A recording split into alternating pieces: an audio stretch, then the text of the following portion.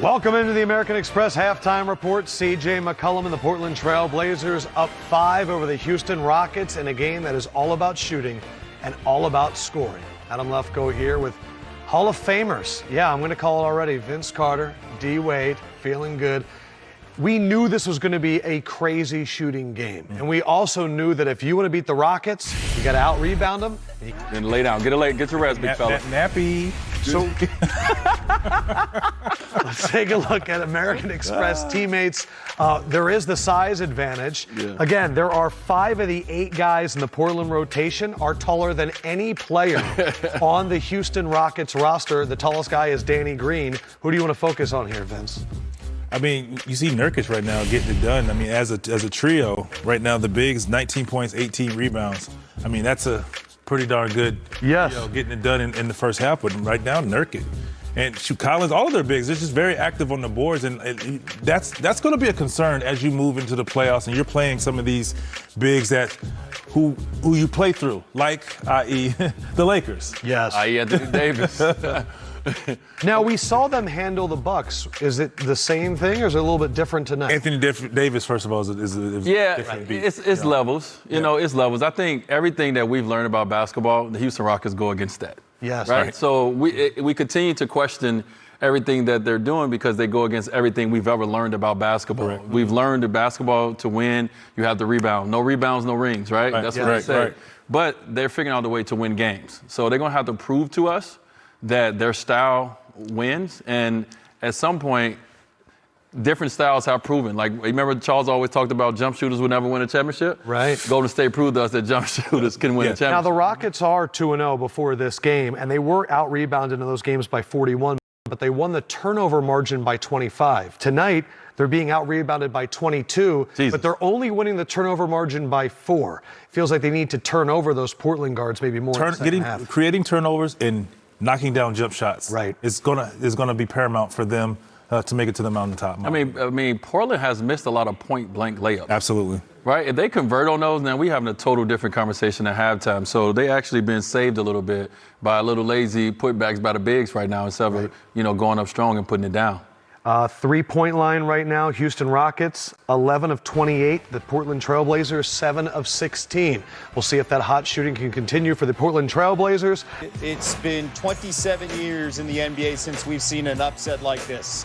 An upset where the Nets came in as 19-point dogs, and here are the Bucks. They're coming in, immediately back up. Double foul given to both players. The Nets, though, they had a historic first half shooting a 3. Again, they don't have Kyrie. They don't have Spencer Dinwiddie. They don't have Karis LeVert. They didn't have Joe Harris. They still made 14 triples in the first half, the most they've made in any half since the 1996-97 season. That helped this team, the underdogs with name tags in the front. Despite the close game here, in the fourth, you see Giannis, Chris Middleton, they didn't play in the second half. Coach's decision resting them. So here comes everybody else in the Bucks. Dante DiVincenzo to DJ Wilson. Giannis loving it. Nets up by 1 with under 10 seconds to play. Garrett Temple. Nice, steady shot. Nets up by 3 with under 7 seconds to go. And here's the Bucks' final chance. We got a mix-up.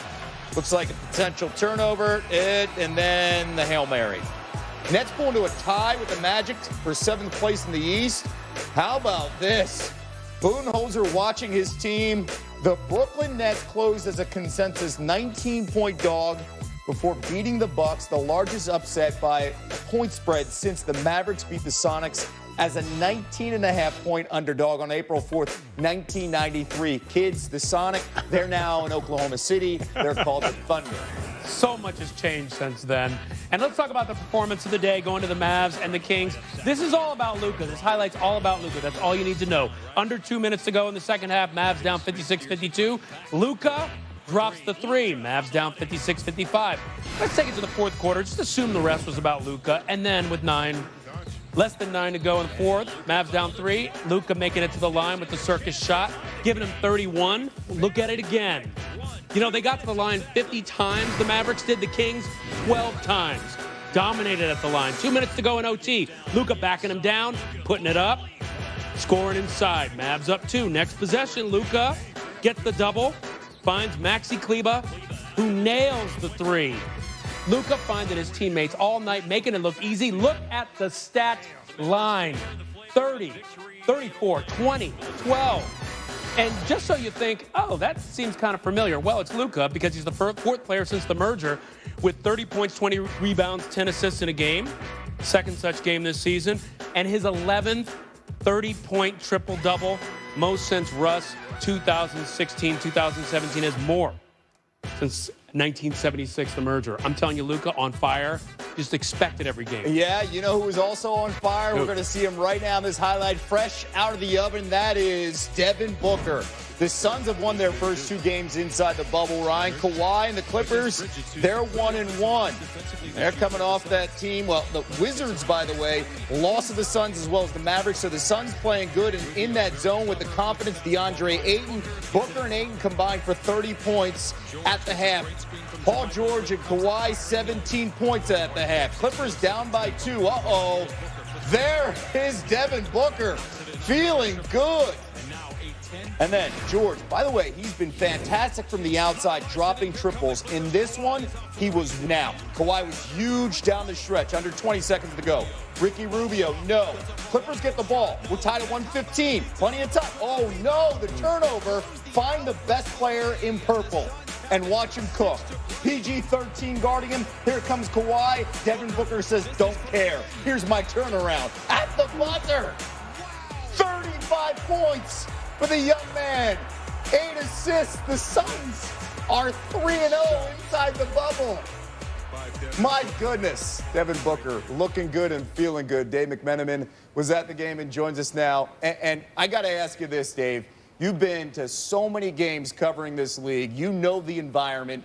We see no one behind you. What's it like to see a buzzer beater in the bubble with no fans?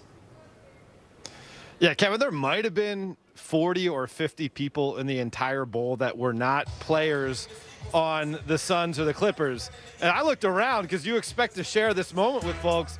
I saw one game ops guy up in the second level just raising both his arms like the field goal was good. Other than that, though, all the energy was coming from the Suns bench. Obviously, rightfully so, they mobbed Booker, 35 points in this game. And remember, this was the laughingstock team that was included in the NBA's restart plan. They were 13 games under 500. People said, what is the NBA doing inviting these guys down here?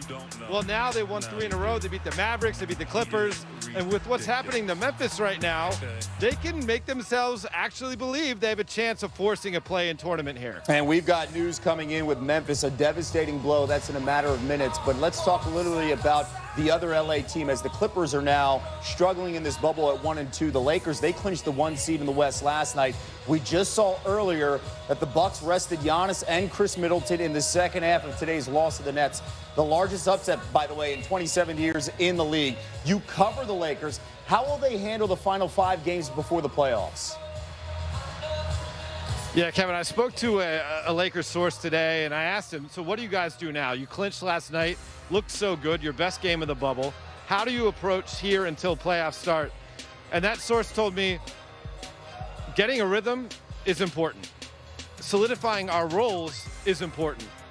Staying healthy is mandatory. So obviously they're going to err on the side of caution heading into the playoffs. It wouldn't surprise me if you saw the final 2 regular season games, or final 2 seeding games, the major stars, LeBron James, Anthony Davis, sitting out, and perhaps even more guys on that roster. And from here until that point comes, Frank Vogel will be tasked trying to find minutes for J.R. Smith, Dion Waiters, Markieff Morris, using this time to implement them into new lineups and try to get them some comfort, because they're relatively new Lakers and they'd like to have some reps